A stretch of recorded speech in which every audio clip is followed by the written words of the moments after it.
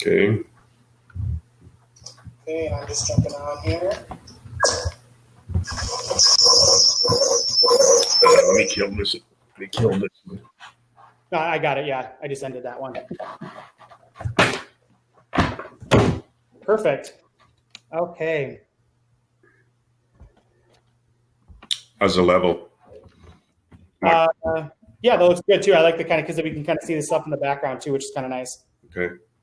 Okay, perfect. So like I said, I'm just kind of a casual conversation, just going to start kind of chatting. And then again, what's kind of nice is it automatically records everything. Mm-hmm. So that's why I kind of just do it in here. Also gives us an opportunity just to kind of, play around with this.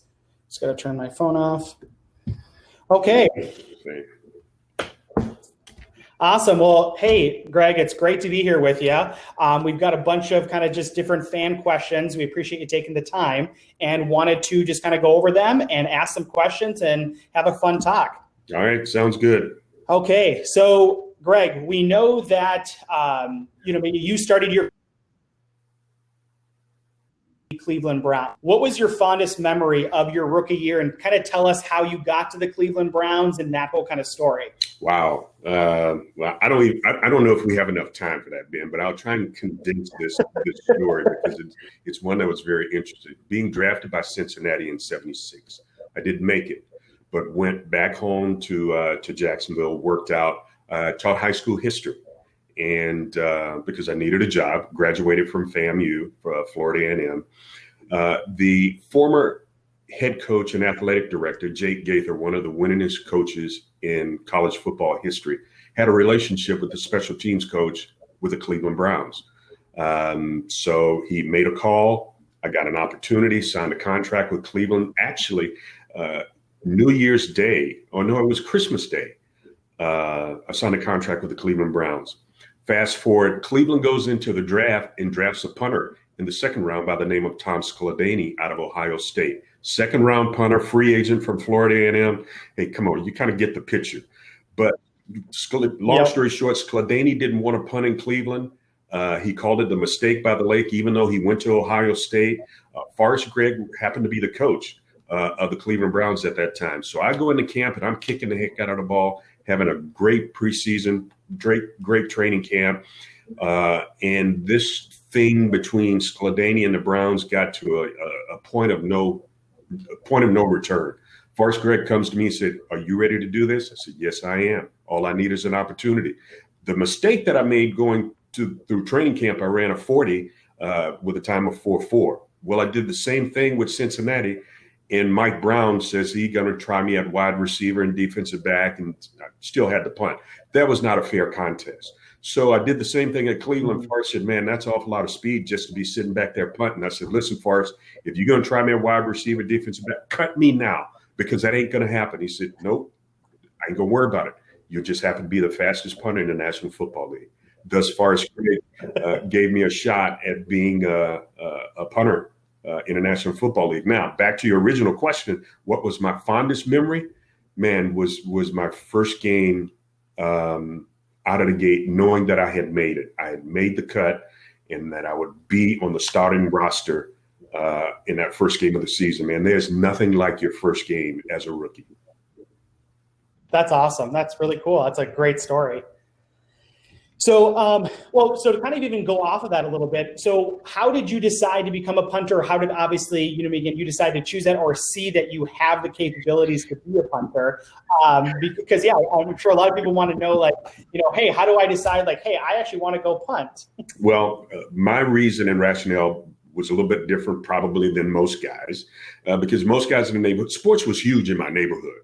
And everybody wanted to be a wide receiver and a quarterback and a running back and all of those things. Well, first of all, I didn't want nobody hitting me. I didn't like the sight of blood. And I figured out that I had the uncanny ability because I started kicking pop cans over the fences. Then when I was fortunate enough to get a football, I would kick them over. We had the old electric wires down in the street, so I kicked them over the electric wires. And then soon I started kicking them over the houses. And I said, nobody else is doing this. So when I was always the last guy chosen, because like I said, I wasn't going to hit nobody.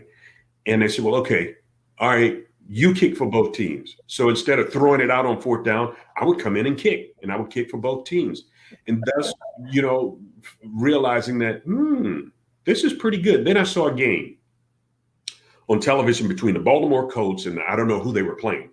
But, they were in Old Memorial Stadium, and it was muddy and dirty and cold and windy and all that stuff. And this guy came out on full, got up off the bench, a clean white uniform. He walked out, and there were 10 guys in front of him protecting him. And he kicked the ball, walked back to the bench, and he still had on a clean white uniform. And at a very young age, I said, you know what? That's what I want to do, and that's what I want to be. So I started down that path, in Pee Wee Pop Warner, junior high school, and I was fortunate enough to get a scholarship from Raines High School here in Jacksonville to Florida A&M. And interestingly enough, my high school quarterback was the first black quarterback at the University of Florida. His name was Don Gaffney. This was back in 1972.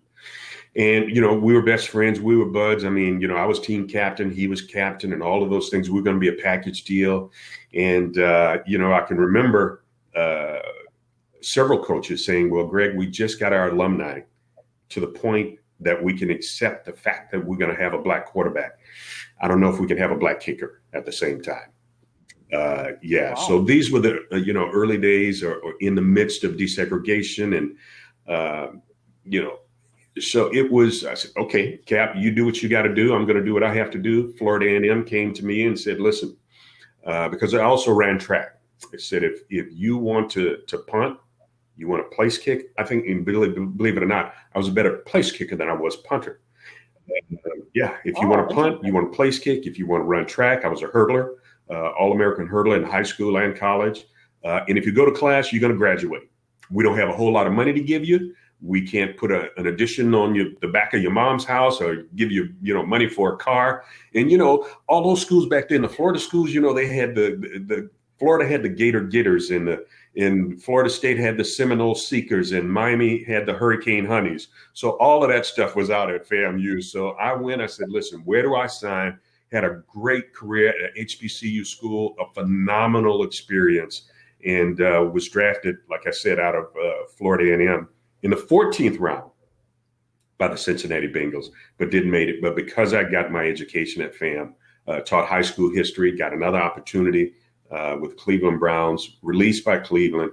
And I'll share this story with you as well. It's a long-winded story, but I think it's one that would make sense.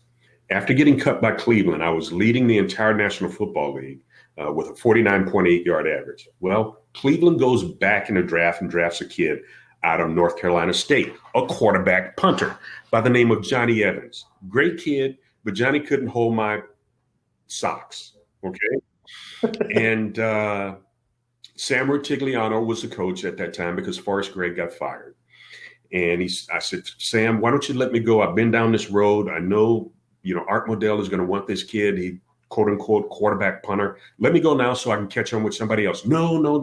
The best guy's going to get the job. And Sam Rutigliano was a guy that if you listen to him, Sam could talk the wet out of water. So I believed him.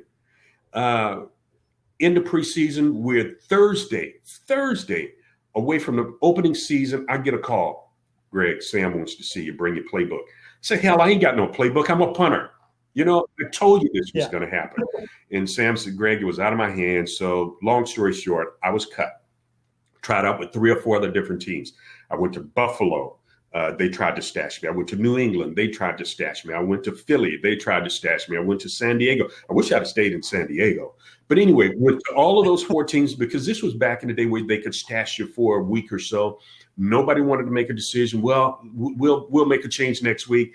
That never happened. We were still living in Cleveland. We're in the 9th floor of the first high-rise condominium in Cleveland called Park Center. We're living on the 9th floor. That's why I was wearing number 9 at Cleveland. And I was so disappointed and so despondent because I'd done everything that I was asked to do. And I went to my 9th floor apartment window and I opened the window and I was screaming at God. I said, you know what? You lied to me. You told me that if I did the things that I was supposed to do, if I prayed, if I read my word, if I was a good man, good husband. My wife was pregnant with our first child. I said, listen, you said that you would give me the desires of my heart. Where are you? I just want to play football. And there was a game on television between the Los Angeles Rams and the Minnesota Vikings. And I lifted my ninth floor apartment window and I screamed out. I said, man, I just want to play football and I don't care who I play for. I'll even play for the Minnesota Vikings. And I closed the window. Now, before I tell you the rest of that story, let me back up, because when I was a shorty back in Jacksonville playing on the park, nobody wanted to play for the Minnesota Vikings, because whenever you saw them on television, you know, some guys wanted to be Fran Tarkenton and Chuck Foreman and, you know, Gene Washington and all of that stuff.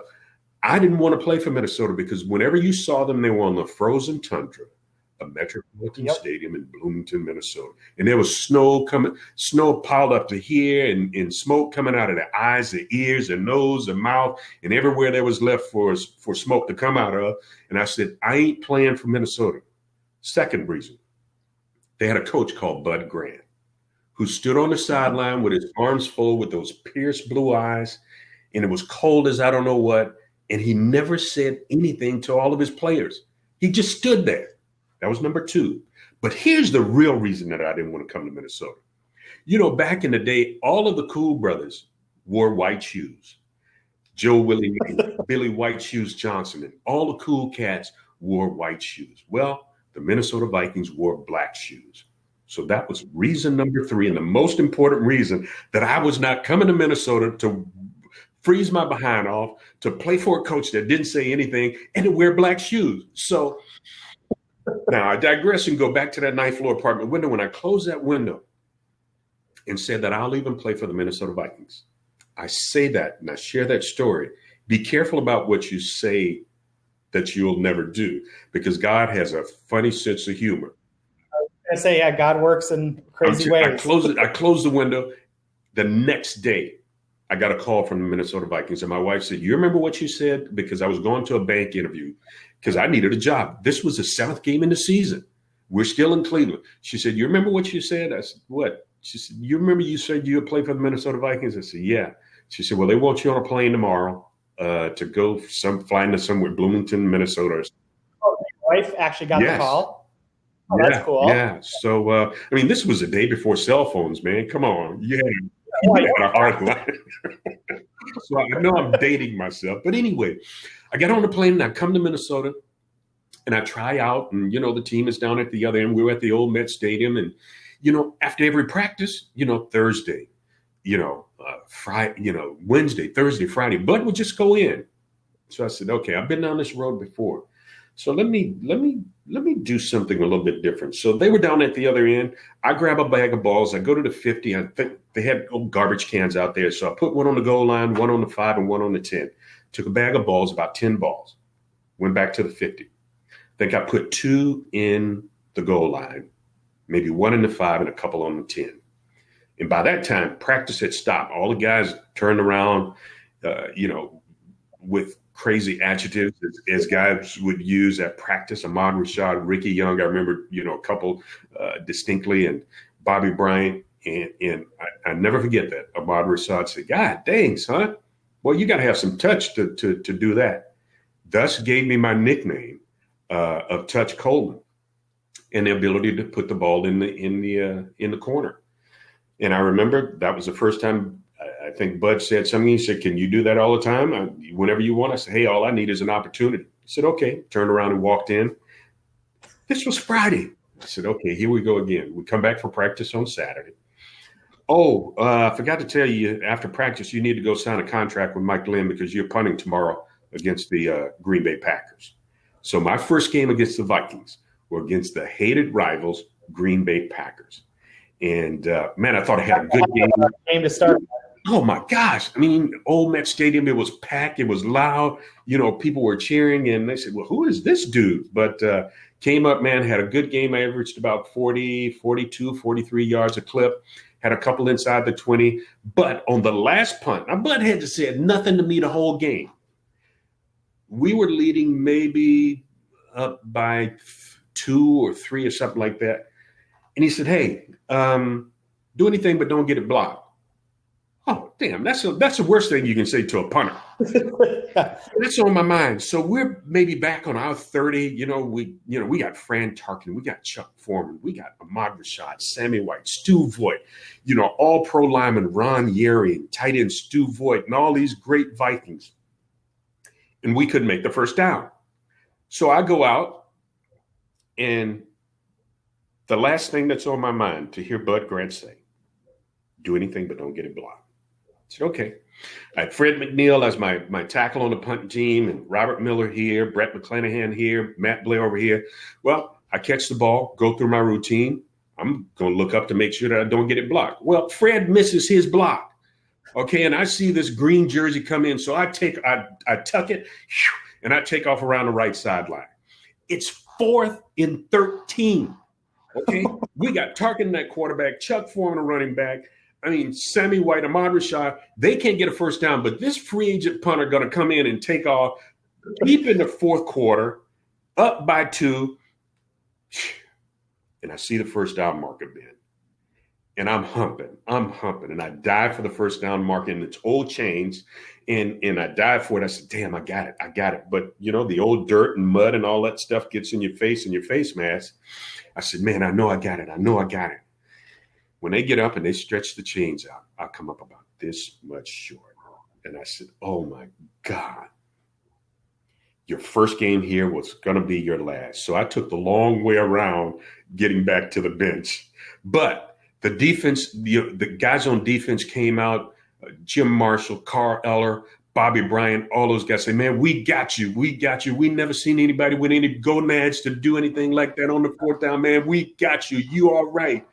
So that made me feel a little bit better, but I'm going on around, and Bud eases his way down, and he says, what happened? I said, well, you told me not to get it blocked. And he kind of looks at me with those steel blue eyes. He said, hey, next time you run around here, you damn sure better make it, okay? I said, yes, sir. So that was my career. That was my start, my beginning here, my first game with the Vikings, and it was a great 10-year run. Yeah, that's phenomenal. That's an awesome story, and that's just classic Bud. Just that. So, well, kind of going back to what you were kind of talking about before is, I think some people know this, but not everyone knows this. But you were actually the first African American punter. Which, you kind of talked about, again, having to kind of go to a different school because of, the quarterback was African-American. Can you talk a little bit about, honestly, especially with everything going on today and just in general, how, that's a pretty significant thing to be the first person for that, and kind of, just what that kind of means and the kind of what went into that? Well, again, it was one of those significant things that you came to grips with, but you didn't understand the full magnitude. Now, there were other African Americans who had punted in NFL games, Marlon Briscoe and Dave Lewis and several others, but no one had ever claimed that position. Those were players at other positions. But when I came into the league, I said, I'm going to be a punter. I'm not going to do anything else. Like I said, although I was also the backup place kicker, but I was also a better place kicker than I was punter. But in Cincinnati, I digress. I go back. I was not allowed to compete for that job as a place kicker for obvious reasons. Mm-hmm. But the significance was huge because I can remember in high school, in your yearbook, they put, your ambition, what you want to do, what you want to be. And even back then, I said, I want to be a punter in the National Football League. And I can remember guys laughing and said, man, you must be crazy. Ain't no brothers kicking the ball in the NFL. I said, well, that's their problem. But I had a coach at Florida A&M, and his name was Pop Kittles. He was also the baseball coach. And Pop was my kicking coach. And Pop said, baby, why are you kicking the ball down the middle of the field? I said, well, Pop, that's where the return guy is standing. And then I was just thumping him. He said, well, baby, hang on a minute. He said, why don't you kick it where they ain't? I said, what? He said, kick it where they ain't. Make him run for it. Kick it to the right. Kick it to the left.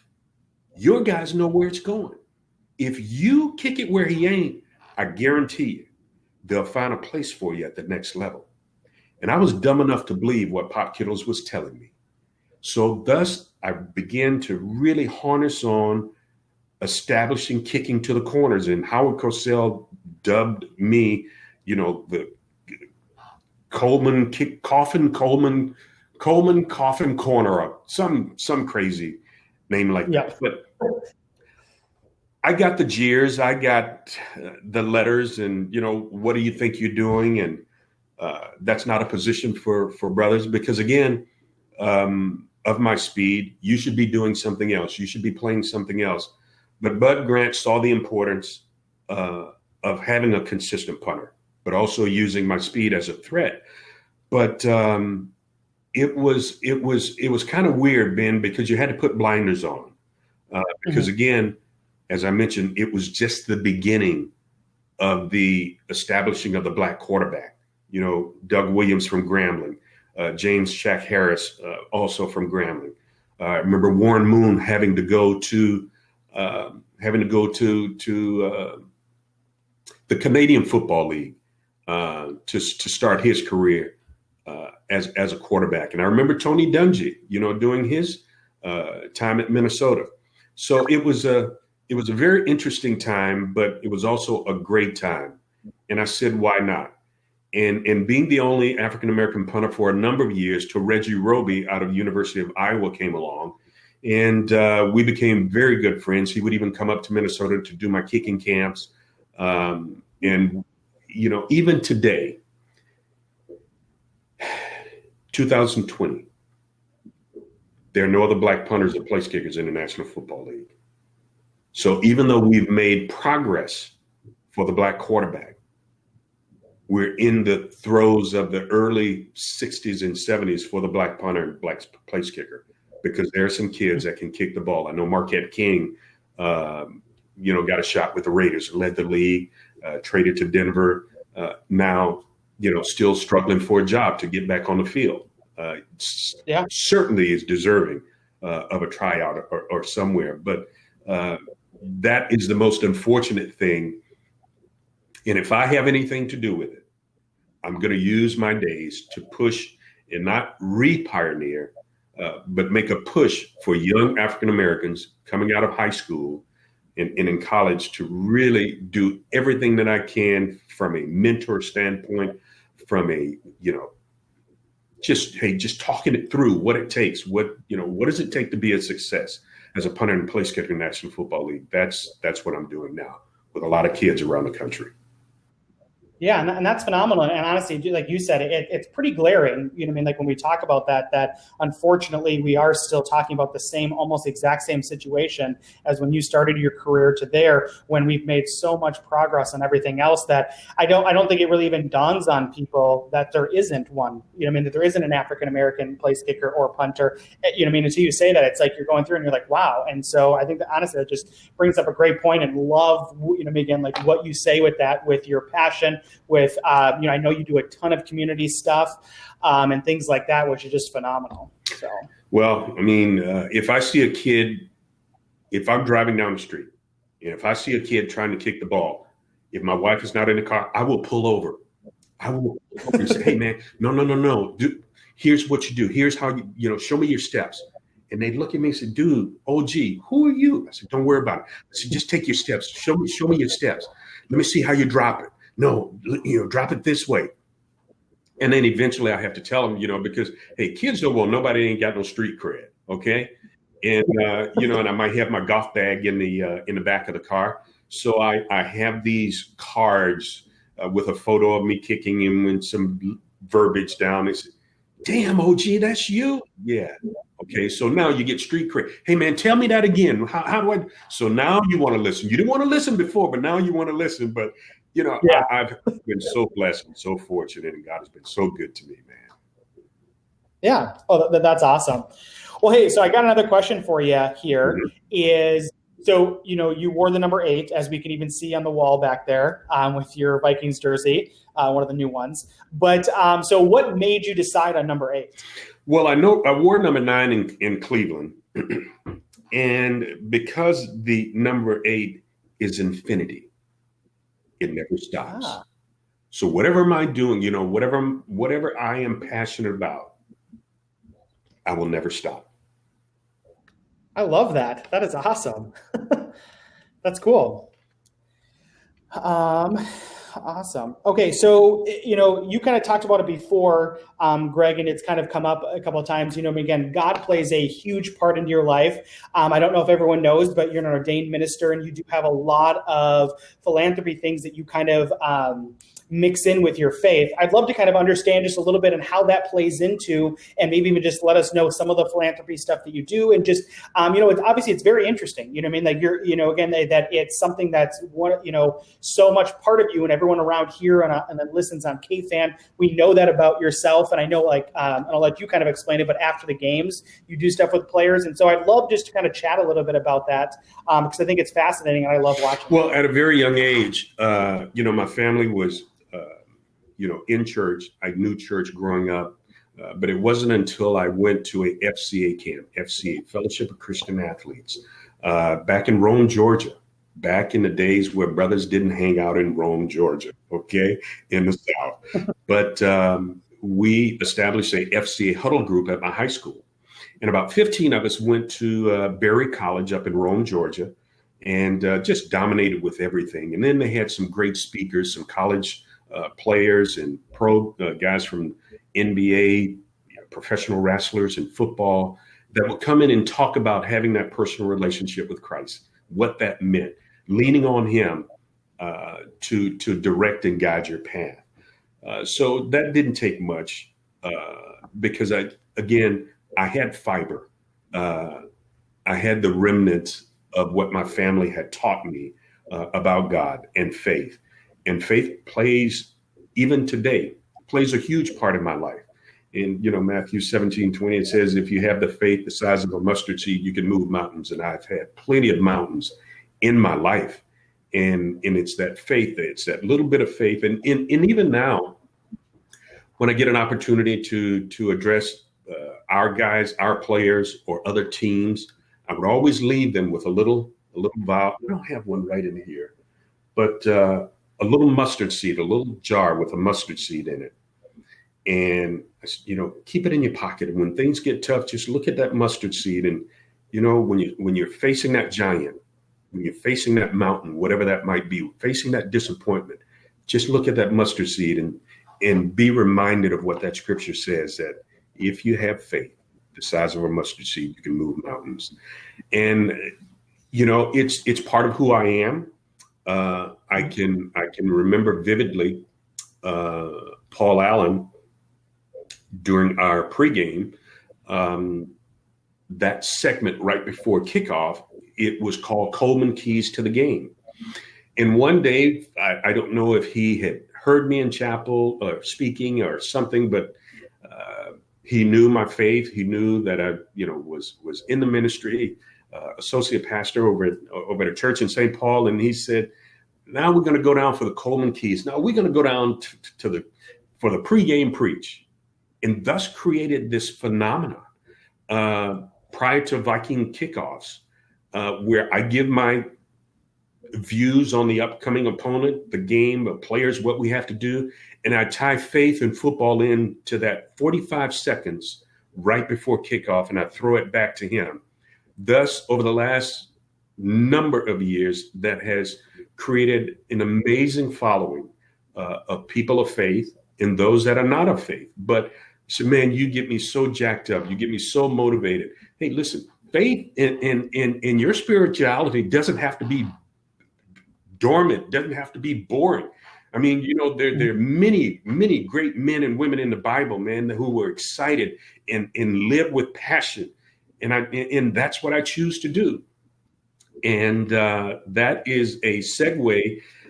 Those segments on the pregame preach will be the genesis of a devotional here coming up soon, because people have always saying, hey, man, where can we find that? Man, I want to hear that again. What was that scripture? What did you talk about? You talk about, Goliath slaying the giants, when we play the Giants. And When we played the Lions, David in the den of lions, and I've always been fascinated with lions. And I'm going to post a picture here one day because I came face to face with a lion on one of my safari trips to Africa. They're one of the most amazing animals in the world. And I've always wanted to do it. And I mean, I got face to face with a lion, and there's no other feeling like it. So I still have the opportunity. I'm so blessed to work with our chaplain, Tom Lamphere, with our players, with our staff, with our coaches, because these men may be gladiators in a football uniform and a jersey. But when they take that off, they have problems at home. When they cut, they bleed, and they need someone there to give them guidance, give them direction, give them support according to the word of God. And that's just the ministry piece is just so important for me and my wife, and my entire family. Yeah. No, and that honestly, it's truly awesome to see and just inspiring. And just, again, I grew up listening. Obviously, I still continue to listen to K-Fan, but, always grew up, listening to you talking right before the games and stuff like that in PA. So it's really kind of cool just to kind of understand where that kind of came from. And one other point I'd like to also point out, too, is after the games, I always love to, I go to all the games, and seeing you at the end, if you want to tell people what you kind of do with a lot of the players, I think is also kind of great. Well, as I mentioned, Tom Lamphere is our chaplain, but because I'm already on the field, I will lead when we're ever playing at US Bank Stadium or Metrodome or wherever, and sometimes even at opposing stadiums, because a lot of times I will have spoken to most of the believers on both teams. And at the end of the game, even though we fought like crazy and tried to beat each other's brains out, we can all come together at a moment to give thanks, because for safety, for safe travel, for families, because you never know what guys have been dealing with during the course of that game, what's on their minds and all of those things. So we take a moment and we pause to give thanks. And I'm so blessed to be able to lead both teams in a brief prayer, post-game prayer after the games. And I even see some players and coaches from years and years ago say, Greg, man, I remember what you said. I remember what you prayed for me. I remember I still have my mustard seed. So, man, thank you. So that means that your labor was not in vain, because sometimes you wonder, hey, man, did I ever reach this guy? Did I ever make a difference? Yeah, God's word will never come back void. You may never see, but all you got to do is plant that seed. You may never see the end fruit, the end result, but you do it. You keep being obedient and do what God tells you to do. Everything is going to be all right. Love it. Well, thank you. Okay, so we've just got a couple more questions for you, Greg. So the one is, do you remember, and I know we've talked about even just a couple plays previously, but is there one play or one punt that really sticks out to you during your career with the Vikings? Oh, man. There's so many great punts, okay? But there was a incident. We were playing the New York Giants, and I was also the holder for PAT and extra points. And we're playing the Giants. I think we scored a touchdown. And it was a bad snap. I botched it, rolled around, threw the pass. Well, this guy comes at me and, runs into my knee. So I grabbed his helmet, slammed it into the ground. I say, man, you don't know who you're messing with. I thought it was one of those DBs or safeties or somebody. And it wasn't a DB, nor was it a safety. It was a guy that wore number 56 for the New York Giants, and that was Lawrence Taylor. Lawrence Taylor was the baddest man in football. Dang. So Lawrence gets up, and he starts swearing at me. He's foaming at the mouth. He's talking about my mom. I didn't know that they were that intimate, but he was saying some things that just, So I immediately turn around thinking that, the offensive line is still going to be there. They're gone. Everybody is gone. Even the kicker is gone. Everybody's gone. So me and LT is having this discussion, and he's saying what he's going to do to me and all of this stuff. And you see your life flash in front of you, and you hear that Rocky music. Dun, dun, dun, dun, dun, dun, dun, dun, dun. And I said, oh, my God, I can either run. What are you going to do? You're going to run in front of 65,000 people, or you're going to get your butt tore up, because Lawrence Taylor can definitely whoop you. So life flashes in front of you, and it slows down to a point of a golf tournament that Lawrence and I had participated in during the off season. And I hit and I stopped right there. I said, Lawrence, you can't hit my knees like that, man. If you do that, we can't play golf together. And that stunned him in the middle of his rage golf, because he's passionate about golf as well. And his eyes opened a little bit, and it's, oh, all right, Coleman, don't be doing that crap no more. And you so and so and so and so and so and so, and talked about my mom again, and he patted me on my butt. And I said, okay, Lawrence. So I say that I have the distinction, the only man that made Lawrence Taylor unball his fist, because he stopped foaming at the mouth, his shoulders dropped, and he unballed his fist. And I live to talk about it. And we have a story. That is a phenomenal story. Yeah, I was saying, not many people get to that point and are able to talk, how it ended that way. Yeah. But, I've been so blessed to have so many great teammates, so many phenomenal friendships that even last today.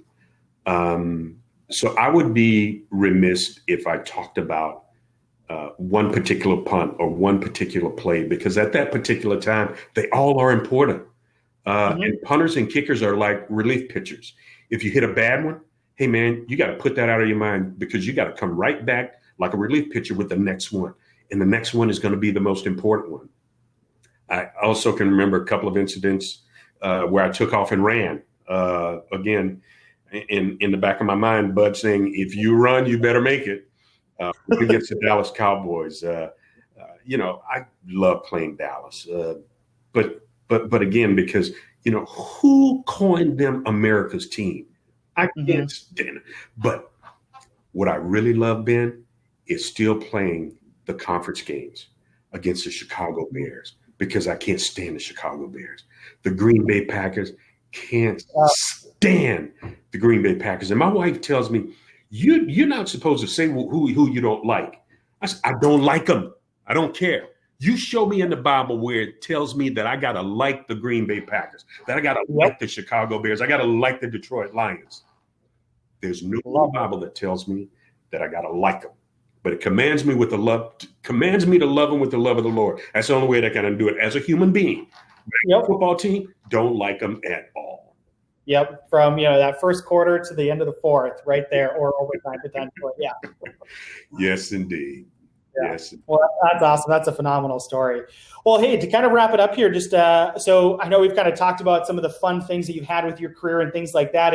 Do you remember a couple, again, jokesters or pranksters? Obviously you guys are young men. You guys are friends. You guys sometimes, like you said, may not love each other, may not like each other, but it's football is pretty crazy. We're bringing 50 plus people together, but I always know that there's always some fun people that are there and always some fun memories. Do you have one or two? There were several.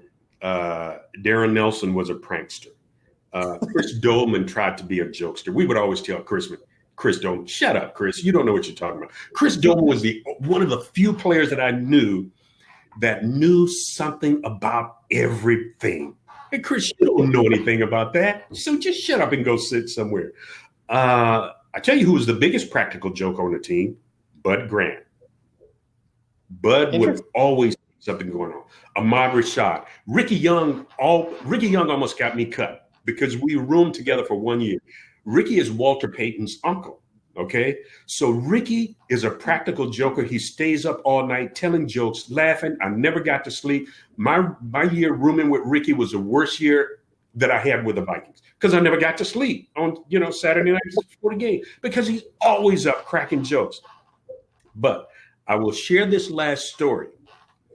And it's a joke on me. My first year of training camp with the Vikings, the first preseason game, my wife had the van because we had a child back then. So I said, hey, don't worry about it. I get a ride back to the cities with somebody from training camp. Well, I had a very good friend. His name was Chuck Goodrum. He was an offensive guard that went to Florida A&M, and Chuck was one of those CZ veterans. He said, come on, homeboy, I'll take care of you. We're going to ride back with Jim Marshall and Carl Eller. Nobody told me about riding back with Jim Marshall and Carl Eller. When Bud said that we were free to go from Mankato back to Burnsville, where we lived, we got from Mankato to Burnsville in 27 minutes. Whoa. So we had a preseason game.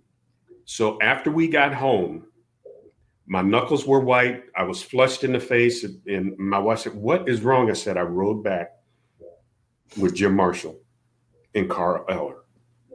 So after I went in the room and changed my underwear, we drove to the stadium, and Bud said, "What's wrong? I had a worse pregame." Guys were saying, "Touch, what's going on?" I said, "I rode back with Jim Marshall and Carl Eller." And they all fell out laughing because everybody knew you never get in a car with Jim Marshall and Carl Eller, because those two are crazy. They are crazy. Jim Marshall is the only man that I know that has 9 lives. He swallowed on a grape. He got lost in a snowstorm. He got his jugular vein cut. Was pronounced dead in a car accident. Fell from, out in Bloomington from a hang glider. So I said, "Jim, I know you only got 1 or 2 lives left. I don't want mine to be tested with you." So Jim Marshall was an amazing captain, and there's no doubt about it that he, Chuck Foreman, and a few others deserve to be in Pro Football Hall of Fame. 100%. And yeah, and unfortunately, if we would have won a Super Bowl or 2, I guarantee they'd be in there, which gets into a whole other argument, but 100%. And I know everyone that's watching this would 100% agree. And we talk about it, and it's really a travesty when we start looking at it. But yeah. But I will say, like, obviously in the Hall of Fame of again, jokesters and personalities, which is phenomenal here. So absolutely awesome. Okay, Greg, I'm actually going to jump out and then jump right back in, okay. And then I'm going to just do the final thing that we talked about here. Okay.